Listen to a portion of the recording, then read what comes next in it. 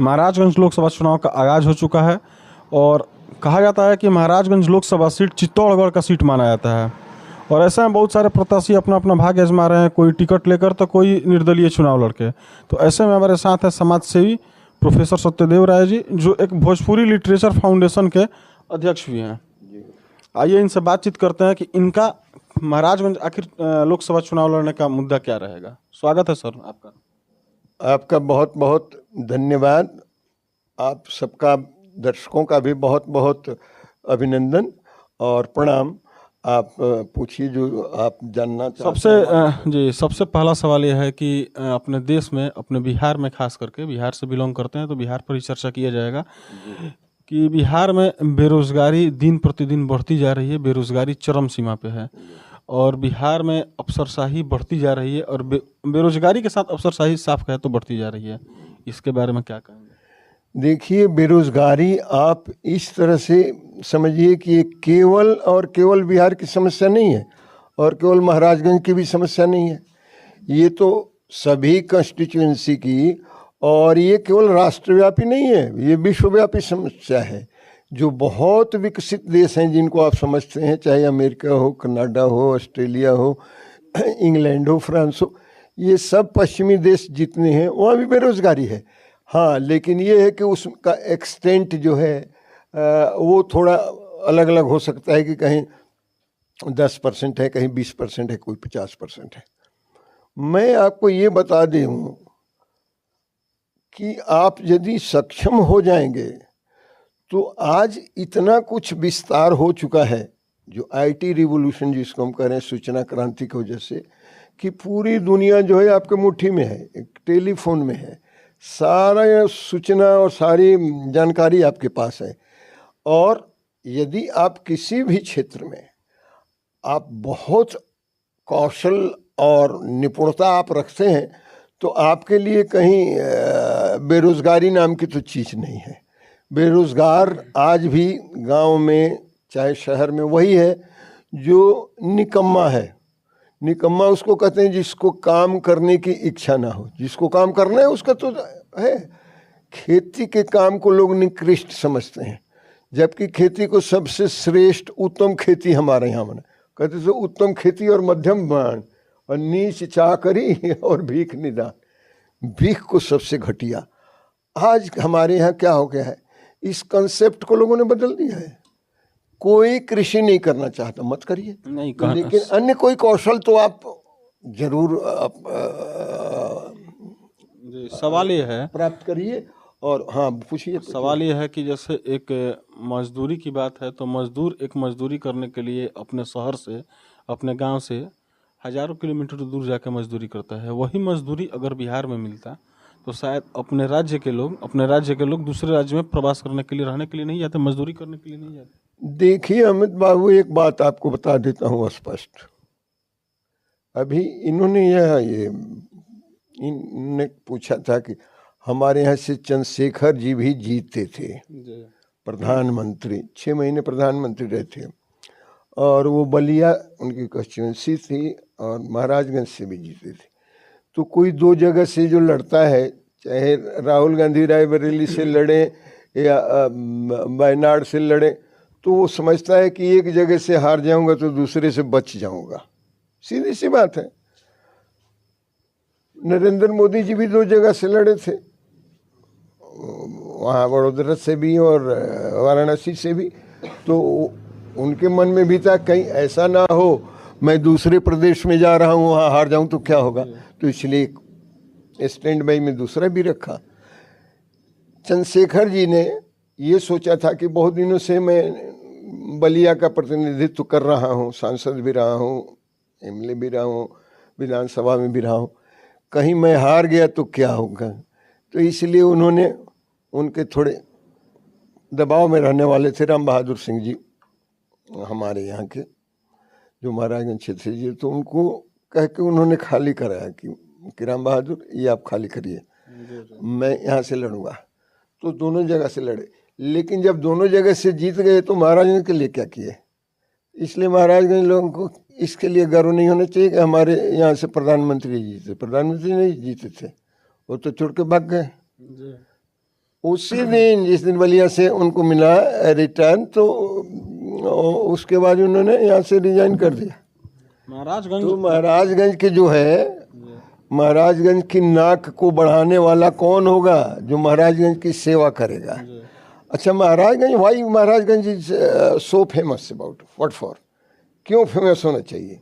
जैसे ये कह देते हैं कि जीरादेई हमारा ब्लॉक है, गांव है। क्यों जी? तो प्रथम हिंदुस्तान के जो राष्ट्रपति हुए थे राजेंद्र प्रसाद, जो हमारे जिले से। इनको जान के खुशी होगी कि एक संस्था है बिहार एसोसिएशन दिल्ली में, और एक संस्था है राजेंद्र भवन का ट्रस्ट, और दोनों में खूब कॉन्फ्लिक्ट चलता है। और दोनों वाले मेरे जानने वाले हैं, दोनों के सेक्रेटरी और चेयरमैन जानने वाले मेरे को। 3 तारीख को राजन बाबू की जयंती है, ये जाएंगे राजन बाबू के गांव, ललितेश्वर बाबू। ये 3-4 संस्था को हेड करते हैं, हमारे ग्लोबल भोजपुरी लिटरेचर फाउंडेशन के भी उपाध्यक्ष हैं। तो उसके नाते भी जाएंगे। एक राष्ट्रीय सृजन अभियान चलाते हैं, उसके भी ये जनरल सेक्रेटरी हैं। और इस इलाके में लोकप्रिय समाज सेवी हैं, ये जाएंगे 3 तारीख को। इन्होंने मुझे नहीं कहा कि मैं जाऊंगा कि नहीं, लेकिन मुझे मालूम है कि ये बिना गए नहीं रहेंगे, जाएंगे वहां। इसको कहते हैं कि इनको गर्व है अपने इलाके के जो प्रथम प्रेसिडेंट थे। क्या दिल्ली में रहने वाले को कोई गर्व नहीं है कि राजन बाबू उनके यहाँ के थे? तो मुझे परसों फोन आया हमारे सेक्रेटरी का बिहार मिशन के, कि सर हम आपको चाहते हैं कि मुख्य अतिथि बने आप राजेंद्र जयंती के दिन 3 दिसंबर को। मैंने कहा मैं तो आपका इनसाइडर हूँ, आपके साथ काम करता हूँ, मुझे आप क्यों बनाएंगे मुख्य अतिथि? कहे कि नहीं, सभी लोगों ने मीटिंग करके और सर्वसम्मति से पास किया है, आपका नाम प्रस्तावित किया है कि आप ही को मुख्य अतिथि बनाया जाएगा। Why people feel like that कि SD Rai should be invited as chief guest? क्यों? क्योंकि उनको नाज है कि एसडी राय जैसा ब्यूरोक्रेट होना बहुत मुश्किल है। सब जानते हैं, सारे वकील हैं, सारे अफसर हैं, everybody knows me in Delhi, most of my clicks. लेकिन वो जानते हैं कि ये सफ़ेद कुर्ता पहनते हैं, लेकिन इस पर कहीं दाग नहीं होता है। अनब्लेमिश्ड कैरेक्टर वाले ये ब्यूरोक्रेट हैं, and he speaks from his heart. जब बोलते हैं तो अपने दिल से बोलते हैं, लल्लू चप्पू नहीं बोलते हैं, समझे? जब बोले I deliver and I communicate with the audience from heart to heart, connectivity में रखता हूँ, उस तरह की बात करता हूँ। इसलिए मुझे मुख्य अतिथि के रूप में इनवाइट किया जाता है। मैं ब्यूरोक्रेट हूँ, उसके बाद भी मुझे सब जितने हैं वकील सब कहते हैं कि सर आपको आना पड़ेगा। हमने कहा ठीक है, जब आप सब चाहते हैं तो मैं आऊँगा। तो आपको पहले पैदा करना पड़ेगा माधोपुर में, बनपुरा में, चंचौरा में, महाराजगंज में, जिनके ऊपर लोग नाज करें। आप यदि कल छाप देंगे प्रेस में कि एसडी राय गोरखपुर एयरपोर्ट पर उतरे थे और 150 लोग उनकी अगवानी करने के लिए आए थे, तो कल मैं टेलीफोन उठा कर आपको कहूँगा कि इसको आप विड्रॉ करिए, ये झूठ है। मैं तो अकेले आया और अकेले वहाँ गया जिस कार्यक्रम में जाना था। आपका काम है, आपका दायित्व है सच्चाई को उजागर करना। आप महाराजगंज में देखिए, ढूंढिए कि कौन कैरेक्टर है जो मेरे साथ आमने सामने बात करे, आंख में आंख मिला के। और यदि है कोई तो फिर मैं कहूँगा कि मैं दिल्ली में ठीक था, यहाँ क्यों आऊँगा? ठीक है। महाराजगंज लोकसभा क्षेत्र का बेतहासा विकास नहीं हुआ, जैसे जनता सोची कि विकास हो जाएगा, चित्तौड़गढ़ माना जाता है। विकास कैसे होगा अमित बाबू? आप यदि शिक्षा के क्षेत्र में पीछे जा रहे हैं, हमारे 4-5 IAS अफसर बन गए, IPS अफसर, इसका शिक्षा से कुछ नहीं लेना है। तो जाके ट्यूशन करिए मुखर्जी नगर में और कीजिए कैंप में या कोटा में, जहाँ जहाँ आपको पढ़ना है, और उसमें लोग बन जाते हैं। उससे क्या हो जाता है? आपका जो जनरल जो है शिक्षा का स्तर जब तक ऊंचा नहीं उठेगा, आपको मालूम है पढ़ाया गया होगा, किसी ने पढ़ाया है कि विद्यापति जहाँ के थे, राजा विक्रमादित्य के उज्जैनी के, उस राज में एक लकड़हारा सिर पर लकड़ी लिए जा रहा था बंडल, और कालिदास से शास्त्रार्थ करने के लिए, राजपुरोहित से शास्त्रार्थ करने के लिए एक पंडित दूसरे किसी राज्य से आ रहे थे। और जैसे वो लकड़हारा बहुत बड़ा बोझ लेके ढो रहा था, पूछा कि किम भारम बाधते, संस्कृत में पूछा लकड़हारा से किम भारम बाधते। तो लकड़हारा जानते हैं क्या कहा? उसने कहा कि यत भारम बाधती तद भारम बाधते। उसने कहा कि किम भारम बाधते का अर्थ है क्या, इस गट्ठर से आपको कोई कष्ट हो रहा है?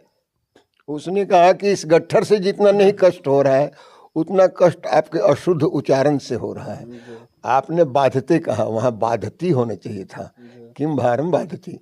ये बताने वाला कोई आपके राज्य में कौन होगा? माधोपुर में, बनपुरा में, चंचौरा में और महाराजगंज में? वहां का लकड़हारा कैसे बता सकता है? मेरी शादी हुई है बरहिमपुर में, मसरक थाना। मैं जाऊंगा वोट मांगने, वहां भी जाऊंगा। वहां के एक मुखी काका थे, वो घास गढ़ रहे थे। उनको कोई विजिट पर आया था, अंग्रेज अफसर पूछ दिया तो समझा कि घसकट्टा इनको नहीं आ रहा, and he engaged him in English. वो मुखी काका को मैंने देखा था मैं शादी से पहले, तो वो किसी ने बता दिया कि मेरी शादी वहाँ हुई है, फला से होने वाली है। तो मेरे से मिल गए वहाँ सुंधानी मजार पर, मेरे से बात करने लगे अंग्रेजी में। तो कहे कि बबुआ आपकी जैसा तो हमारे गाँव में कोई नहीं है। तो सच बोलते थे ना। वो कहे कि तो आपकी शादी तो हो रही है, अब तो हमारे गांव के दामाद बनने वाले हैं। हमने कहा तो आप इस पर नाज करिएगा कि आपके गांव के दामाद जैसा किसी का दामाद नहीं है। तो आप ऐसे पैदा करिए ना, आप ऐसे पैदा करिए। आप 150 SD राय पैदा कर देंगे तो आपको पता है क्या हो जाएगा? सारे विधानसभा और लोकसभा के लोग डरने लगेंगे। मैं तो अकेले हूँ तो मैं हड़का देता हूँ लोगों को, तो बहुत लोगों की घी बन जाती है, आपको पता है। और यदि 100 हो गए SD राय तो क्या होगा? आपस में नहीं लड़ेंगे, कहीं लड़ाई ही नहीं होगा, कहीं गुंडागर्दी नहीं होने देंगे। मैं तो अभी अकेले ही बहुत काफ़ी हूँ। ठीक है, और बताइए। और आप शिक्षा का स्तर बनाइए, नौकरी और रोजगार आपके पास चल के आ जाएगा। क्योंकि आज आपके हाथ में सारे, हमें पेपर पढ़ के वैकेंसी मालूम करना पड़ता था, हमें एम्प्लॉयमेंट न्यूज पढ़ के वैकेंसी मालूम करता। आज सारा कुछ आपके टेलीफोन में, सेलफोन में आ रहा है कि यहाँ चाहिए। आप ऐसे पैदा करिए लोगों को कि आपके यहाँ नौकरी चल के आ जाए, आपके यहाँ रोजगार चल के आ जाए। मैं रोजगार क्रिएट करूंगा ना। आप क्या समझते हैं मैं पेट पालने के लिए आया हूं? मैं 1 साल के अंदर 10,000 रोजगार क्रिएट करूंगा। है किसी की हिम्मत जो बता दे कि कैसे किया जाएगा? मेरे पास है नहीं, मैं कर दूंगा, लेकिन सब मैं ही बता दूंगा। अभी तो आप लोग सब छाप देंगे तो हमारे जितने भी विरोधी हैं, ओपोनेंट्स हैं, सब वही भाषण करने लगेंगे जो मैं भाषण करता हूँ। क्यों जी? ऐसे ही होता है ना राजनीति में। इसीलिए राजनीति में अपना चुरीनिया दउआ तो अपना बचा के रखना पड़ता है ना। हाँ, तो ये थे हमारे साथ प्रोफेसर और समाज सेवी सत्यदेव राय जी, जिन्होंने महाराजगंज लोकसभा चुनाव के मुद्दे पे बहुत सारी बातें बताई और बहुत सारी बातें घुमा फिरा कर मैंने चुप भी रखी कि अपने मैंने सोशल मीडिया के माध्यम से मैं किसी को बताना भी नहीं चाहूँगा। रोजगार के मुद्दे पर भी बात हुआ। तो बने रहिए ऐसा ही हमारे साथ खबरों में। जय हिंद।